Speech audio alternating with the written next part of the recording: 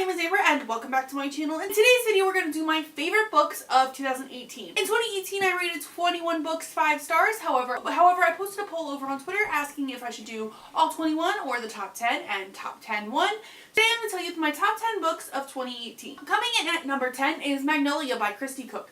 This book involves basically the opposite of Romeo and Juliet. The two families absolutely love each other and they would really want their two children to get together. However, the children kind of hate each other. It was definitely a book I read at the right time. I'm not normally one for like YA contemporary romances. I always kind of feel like there's something that I could ask for more, but it was just like the perfect southerny YA contemporary romance and it just was super cute. Coming in at number 9 is Sadie by Courtney Summers. It's told in two perspectives, one of which being Sadie as she's going to hunt for the person who she believes is responsible for her sister's death, and it also follows the podcast that is basically talking about Sadie's missing story and the story of Sadie and her sister. Opinion on this book feels like it's slightly influenced on the fact that I listened to it on audio. However, it was such a good story and it was heartbreaking, and I know a lot of people don't like the end, but because I do listen to true crime podcasts, it felt super realistic and it just was really heartbreaking, and it just was a really good depiction of this. I did feel like this book was a good balance of the podcast and the non-podcast story, and it just was the best in every possible way. Number 8 is American Panda by Gloria Child. This book is set up to make you feel like it is about the main character's romance with a boy who's not Taiwanese, but it is so much. It really makes you feel for May and her struggles with her germophobia, and she just feels like a really real person, and I went in thinking this was contemporary romance, and it's not. It's so much more than. This book became my number 8 spot. 7 is none other than A Dead Girl Gang by Lily Anderson. This book blew up when it came out. The book involves Mila as she brings back her best friend and accidentally 2 other people because she didn't feel like her best friend had killed herself. And then there is a mystery involved.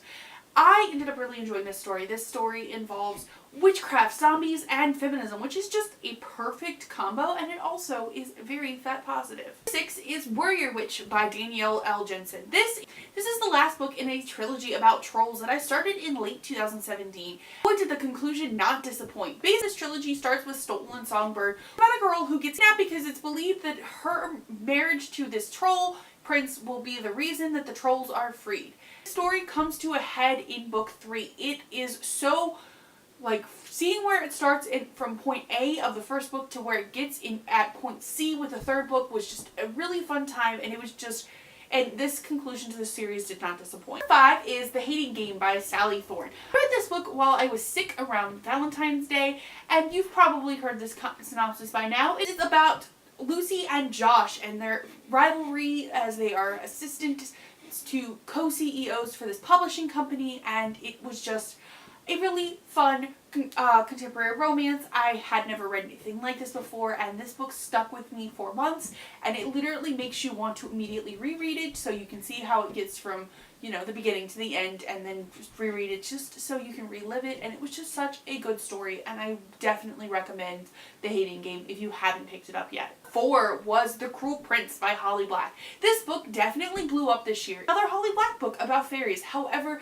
I definitely feel like this is Holly Black's best book about fairies. It is beautiful, and you definitely can see where the long game is going, and like the ending caught me off guard. It was just a wonderful time. 3 is The Fourth Monkey by J.D. Barker. It is a thriller. It involves a detective who is on the case of the fourth monkey killer, who is supposedly found dead at the beginning of the story, and he's reading basically the fourth monkey killer's diary, and it honestly seems like there's more going on than you would expect, especially since it feels like the killer is not finished, and it was just so good. This had my mouth gaping open.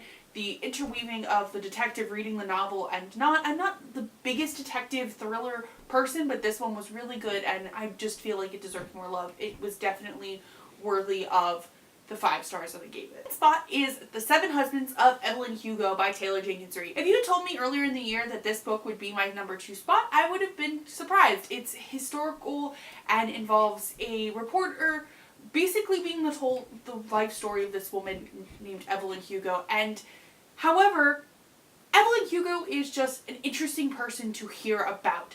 You will read the story and think she's real, and you want to look up her life, like you want to look up her movies, because Taylor Jenkins Reid does such a good job of making her such a believable a believably real character. And my favorite book of the year is Little White Lies by Jennifer Lynn Barnes. A girl whose mom said her family didn't want her when she was pregnant with her, so they've been exiled. However, the grandma comes up and says, hey, if you participate in this debutante season, I will basically pay for your entire college career. So the girl goes back. This definitely worthy of the Gossip Girl meets Gilmore Girls praise that it has been given in the best way. Really good contemporary mystery, and I can't wait for the sequel so much that I have to give this one my #1 spot. For your favorites of the year, let me know in the comments down below. Also, let me know if any of these books have now made it onto your TBR. If you like what you saw here today, be sure to like and subscribe. Thank you all so much for watching, and have a